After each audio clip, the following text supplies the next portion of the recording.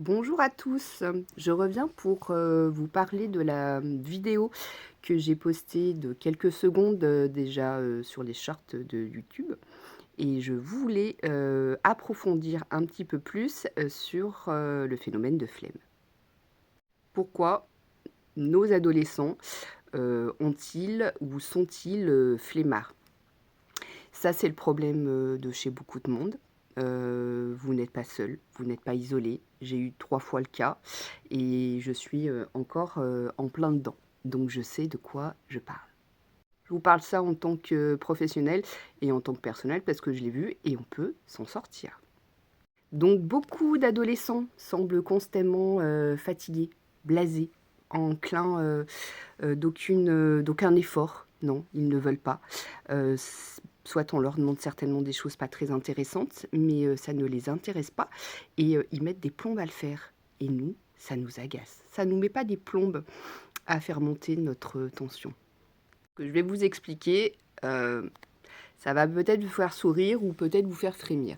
Mais en tout cas, il y a aussi comment dire? Une réponse un petit peu, scientifique, biologique, et donc au niveau des hormones, avec ce phénomène, de flemme qui nous agace complètement. Forcément un manque de volonté ou de paresse, en tout cas, c'est qu'il y a une immaturité au niveau de la fonction, du cortex préfrontal, je vais y arriver. Donc voilà, ça se situe ici et il arrive à maturité, vous êtes prêts? 25 ans, voilà. Car on peut se le dire, le cerveau de nos ados, c'est un chantier, mais en travaux. Mmh. Comme tous les chantiers sur les autoroutes actuellement qui mettent de plombe, et ben là, c'est pareil, complètement.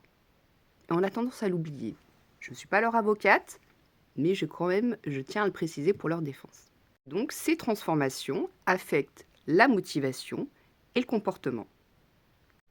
Ça affecte aussi les émotions et aussi, au niveau, impulsivité. Parce que tout ça est complètement immature et ils répondent forcément, du tac au tac. Mais qu'est-ce qui les sauve, eux?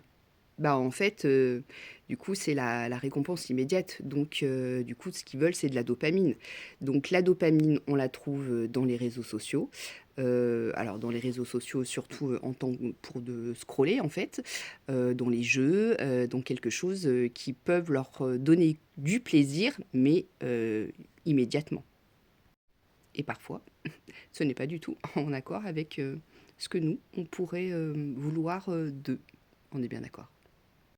Alors non, on est bien d'accord qu'il ne faut pas tout laisser faire, surtout, sur les réseaux sociaux. C'est encore un autre sujet, je pourrais en parler, si vous le souhaitez. Il faut tenir un cadre parce que ça les sécurise complètement. Il faut quand même avoir des règles. Voilà, débarrasser le lave-vaisselle, ça fait triper personne, on est complètement d'accord. S'ils mettent de plombe, bon, voilà. On peut plus ou moins accepter dans une certaine tolérance. Ça ne veut pas dire qu'ils ne doivent pas le faire, hein, parce qu'ils sont complètement en capacité, mais flemme, tout ça, voilà. Si des fois on a certains petits éléments, peut-être que du coup ça peut apaiser notre patience, peut-être. En tout cas, je tenais juste à partager ça avec vous parce que je trouvais ça intéressant de le savoir, de l'avoir en tête, en tout cas, même si on ne doit pas tout accepter. Et la dernière chose que j'ai envie de vous dire, courage, on est tous dans le même bateau. On rame, vous n'êtes pas tout seul. On est tous dans le même bateau et courage et patience. À très bientôt.